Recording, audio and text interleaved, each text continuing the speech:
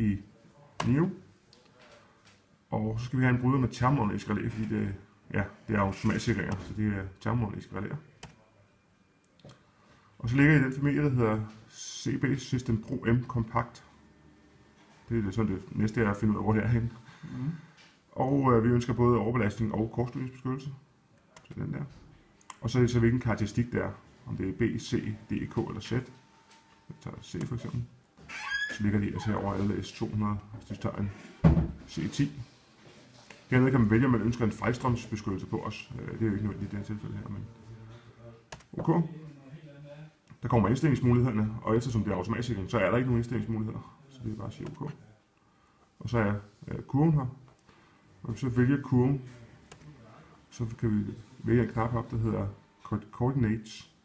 Og så kan man indtaste en hvilken som helst strøm, når man ønsker energigennemslippet, f.eks. 10 kA. Og så får man de her 27,6. Det kan også tage 6 kA, jamen så er det 21,2. Så det sådan, kan man aflæse koordinater overalt på kurven. Hvordan var det lige med at finde kablet? Kablet gør vi på samme måde i NIO. Og så vælger vi kabel.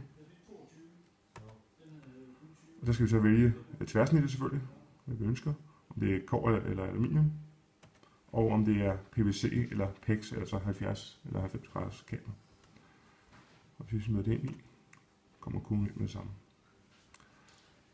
Men sådan vi gør det lidt lækkert, så kan man, hvis man trykker på en kurve, så kan man heroppe, der er en knap, der hedder Toggle ID, så kan man sætte en tekst ind